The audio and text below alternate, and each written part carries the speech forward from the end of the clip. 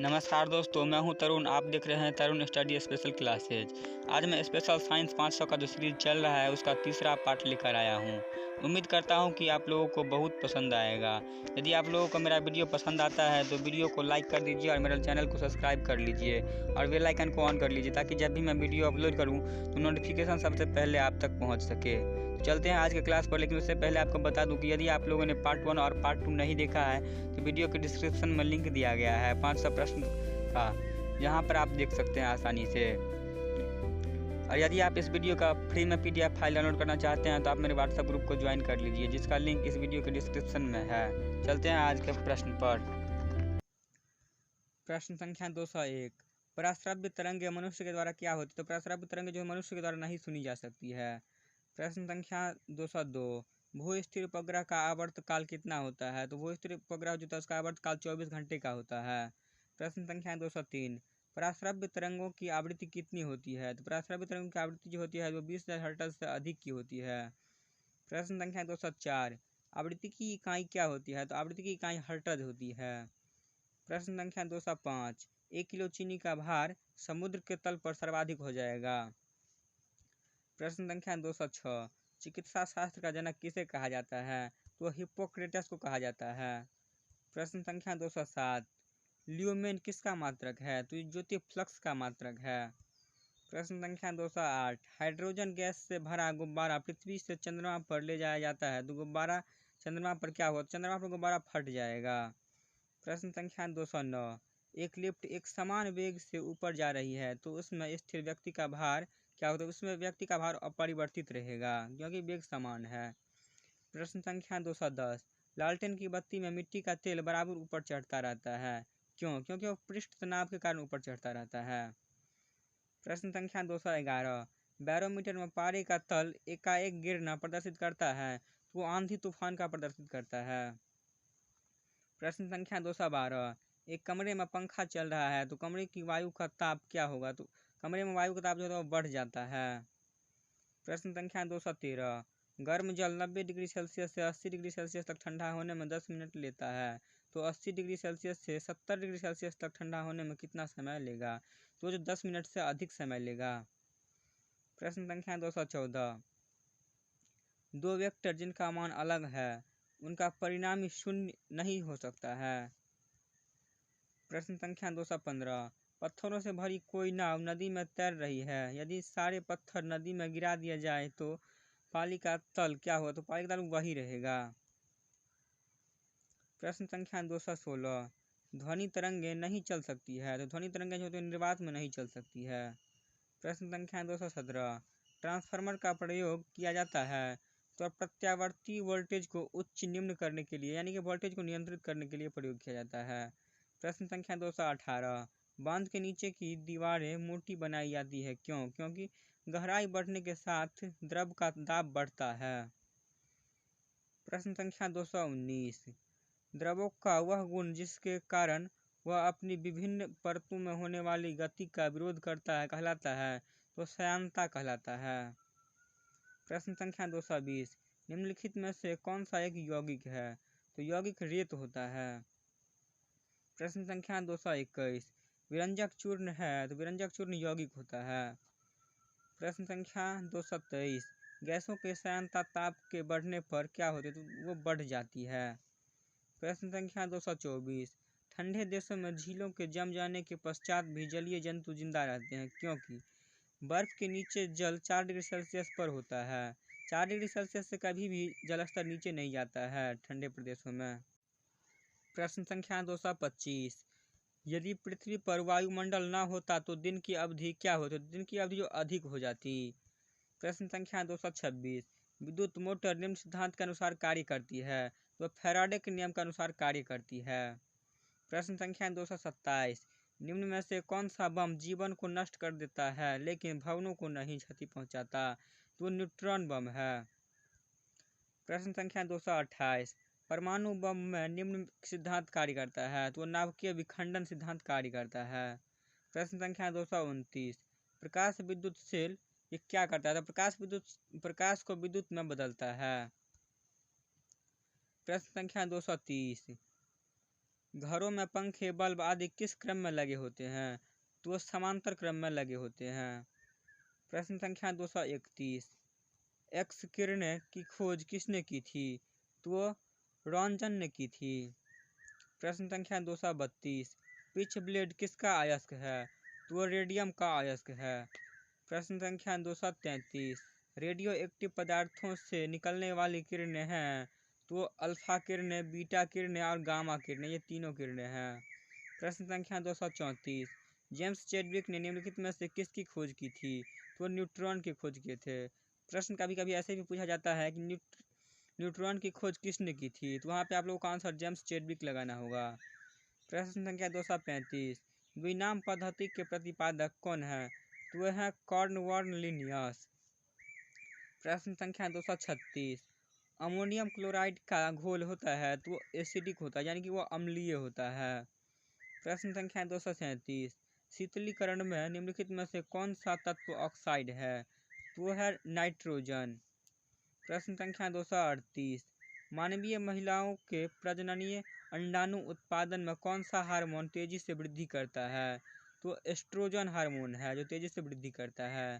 प्रश्न संख्या 239, प्रोलॉग भाषा विकसित हुई यानी कि वो कब हुई? तो 1972 ईस्वी में विकसित हुई। प्रश्न संख्या 240, बैकबोन संबंधित है तो वो है इंटरनेट से संबंधित।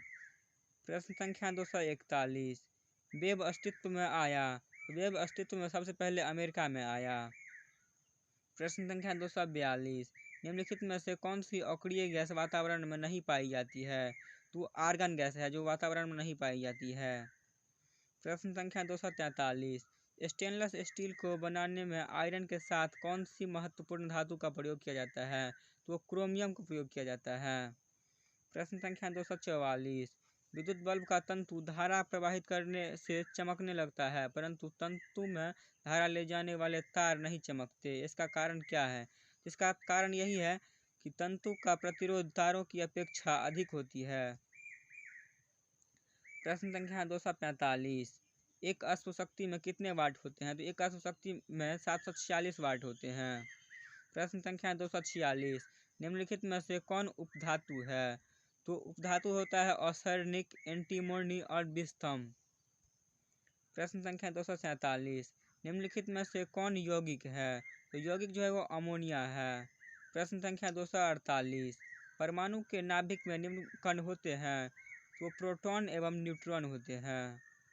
प्रश्न संख्या 249, शाक सब्जी उत्पन्न करने वाले पौधे का अध्ययन कहलाता है तो वो ओलेरीकल्चर कहलाता है।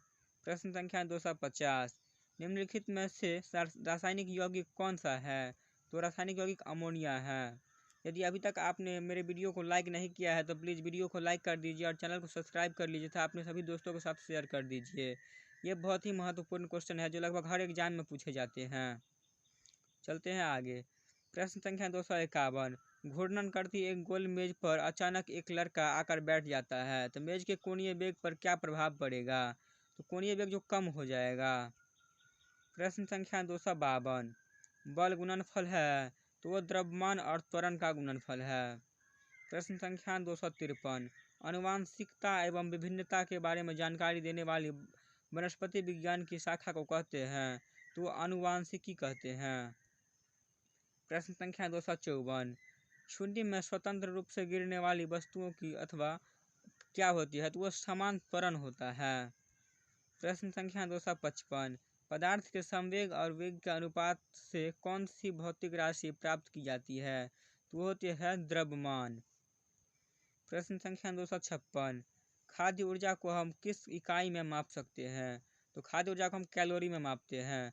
प्रश्न ऐसे ही पूछा जाता है कि एक कार्यशील मनुष्य को प्रतिदिन कितना कैलोरी ऊर्जा चाहिए? वहाँ पे 4000 कैलोरी ऊर्जा प्रतिदिन चाहिए। प्रश्न संख्या 257, विद्युत धारा की इकाई क्या है? तो विद्युत धारा की इकाई एम्पियर होता है। प्रश्न संख्या 258, निम्न में से कौन ना तो तत्व है और ना ही यौगिक है? तो वो है वायु। प्रश्न संख्या 259, पदार्थ की चौथी अवस्था कौन सी है? तो वह है प्लाज्मा। प्रश्न संख्या 260, पुष्पों का अध्ययन क्या कहलाता है? तो वो एंथोलॉजी कहलाता है। प्रश्न संख्या 261, एसआई पद्धति में लेंस की शक्ति की इकाई क्या है? तो वो होती है डायप्टर। प्रश्न ऐसे भी पूछा जाता है कि लेंस की क्षमता का एसआई मात्रक क्या होता है? तो वो डायप्टर ही होता है। प्रश्न संख्या 262, जीवाश्म वनस्पति विज्ञान में अध्ययन किया जाता है, तो उसमें जीवाश्मों का अध्ययन किया जाता है। प्रश्न संख्या 263, डेसिबल किसे मापने के लिए प्रयोग में लाया जाता है? तो वातावरण में ध्वनि की तीव्रता को मापते हैं इससे। प्रश्न संख्या 264, विद्युत चुम्बकीय तरंगे हैं, तो वह रेडियो तरंगे। प्रश्न संख्या 265, स्वतंत्रता पूर्व गिरती हुई वस्तु की कुल ऊर्जा क्या होती है? तो वो नियत रहती है। प्रश्न संख्या 266, परमाणु विद्युत होते हैं, तो उदासीन रूप से होते हैं। प्रश्न संख्या 200, सॉरी यहाँ पे टाइपिंग मिस्टेक की वजह से 367 है, 267 होगा यहाँ। प्रश्न संख्या 267, इलेक्ट्रॉन की खोज किसने की थी? तो इलेक्ट्रॉन की खोज थॉमसन ने की थी। प्रश्न संख्या 268, जीव द्रव्य के पृथक्करण एवं संयोजन से संबंधित वनस्पति विज्ञान की शाखा कहलाती है? तो होती है टिश्यू कल्चर। प्रश्न संख्या 269, परमाणु घड़ी निम्न प्रभाव के अंतर्गत कार्य करती है? तो वो जो कार्य करती है वह पीओ इलेक्ट्रॉनिक प्रभाव के अंतर्गत वो काम करती है। प्रश्न संख्या 270, क्वार्टज घड़ियाँ निम्नलिखित सिद्धांत के अनुसार कार्य करती है? तो दाब विद्युत प्रभाव के सिद्धांत पर कार्य करती है। प्रश्न संख्या 271, न्यूटन की गति का प्रथम नियम क्या कहलाता है? तो न्यूटन की गति का प्रथम नियम जड़त्व का नियम कहलाता है। कभी कभी आपसे पूछा जाता है कि द्वितीय नियम क्या होता है? तो वो संवेग संरक्षण कहलाता है। और कभी पूछ लिया जाएगा कि तीसरा नियम क्या होता है? तो क्रिया के प्रतिक्रिया होता है। प्रश्न संख्या 272, गाड़ी खींचता हुआ घोड़ा किस बल के कारण आगे बढ़ता है? तो वो पृथ्वी द्वारा घोड़े के पैरों पर आरोपित बल से आगे बढ़ता है। प्रश्न संख्या 273, प्रोटॉन की खोज किसने की थी? तो प्रोटॉन की खोज रदरफोर्ड ने की थी। प्रश्न संख्या 274, सबसे अधिक भेदन क्षमता किन किरणों की होती है? तो वो गामा किरणों की होती है। प्रश्न संख्या 275, परमाणु क्रमांक होते हैं, तो नाभिक में उपस्थित प्रोटॉन की संख्या को कहते हैं। प्रश्न संख्या 276, धूप के चश्मे के लिए किस कांच का प्रयोग किया जाता है? तो क्रूक्स का प्रयोग किया जाता है। प्रश्न संख्या 277, पोलियो का वायरस शरीर में प्रवेश करता है दूषित भोजन तथा जल के द्वारा वो शरीर में प्रवेश करता है। प्रश्न संख्या 278, मस्तिष्क की बीमारी को पहचाना जाता है? तो ईईजी से पहचाना जाता है, यानी कि वो यंत्र होता है जिसके द्वारा जांच किया जाता है। प्रश्न संख्या 279, निद्रा रोग नामक बीमारी होता है? तो ट्रेपसोमा नामक एक कोशिकीय जीव से होता है। प्रश्न संख्या 280, निम्नलिखित में से कौन सा रोग जीवाणु से होता है? तो तपेदिक रोग होता है। प्रश्न संख्या 281, शहद का प्रमुख घटक है? वह फ्रक्टोज। प्रश्न संख्या 282, मानव शरीर में विटामिन ए संचित रहता है? तो यकृत में संचित रहता है। प्रश्न संख्या 283, विटामिन सी का सबसे अच्छा स्रोत क्या है? तो विटामिन सी का सबसे अच्छा स्रोत आंवला है। प्रश्न संख्या 284, हृदय की धड़कन नियंत्रित करने के लिए निम्न में से कौन सा खनिज आवश्यक है? वो पोटेशियम आवश्यक है। प्रश्न संख्या 285, पालक के पत्तों में निम्नलिखित में से किसकी मात्रा सबसे अधिक होती है? तो वो होती है लोहा की, यानी कि आयरन सबसे ज़्यादा पाया जाता है उसमें। प्रश्न संख्या 286, श्वेत यानी सफ़ेद रक्त कणिकाओं का कार्य क्या होता है? तो रोग प्रतिरोधकता क्षमता धारण करना। प्रश्न संख्या 287, किस रुधिर वर्ग का व्यक्ति सर्वदाता होता है? तो ओ होता है, जिसका ब्लड ग्रुप ओ होगा वह किसी को भी रक्त दे सकता है। प्रश्न संख्या 288, निम्न में से किस में लोहे का अंश सबसे अधिक पाया जाता है? तो हरी सब्जियों में पाया जाता है।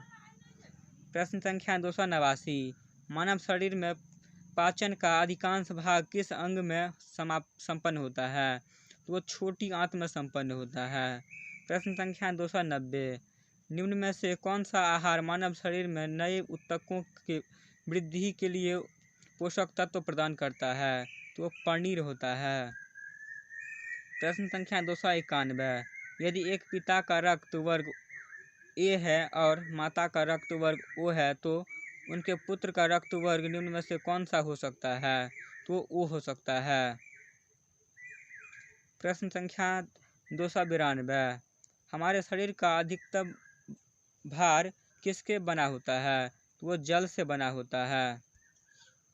प्रश्न संख्या 293, शरीर में कार्बोहाइड्रेट का संग्रह निम्नलिखित में से किसके रूप में होता है? तो ग्लाइकोजन के तरह होता है। प्रश्न संख्या 294, मछलियों के यकृत तेल में किस विटामिन की प्रचुरता होती है? वह विटामिन डी की प्रचुरता होती है। विटामिन डी का सबसे अच्छा स्रोत सूर्य का रोशनी भी है। प्रश्न संख्या 295, किसकी उपस्थिति के कारण गाय के दूध का रंग पीला होता है? तो कैरोटीन की उपस्थिति के कारण गाय का दूध का रंग पीला होता है। प्रश्न संख्या 296, ब्रह्मांड में कौन सा तत्व सबसे अधिक मात्रा में पाया जाता है? तो वह हाइड्रोजन तत्व सबसे अधिक मात्रा में पाया जाता है। प्रश्न संख्या 297, पृथ्वी तथा अन्य ग्रह सूर्य के चारों ओर चक्कर लगाते हैं, यह सबसे पहले किसने सिद्ध किया था? तो कोपरनिकस ने सबसे पहले बताए थे। प्रश्न संख्या 298, प्रेशर कुकर में खाना कम समय में तैयार हो जाता है क्योंकि यहाँ जल का क्वथनांक बढ़ जाता है, इसलिए खाना जल्दी पक जाता है।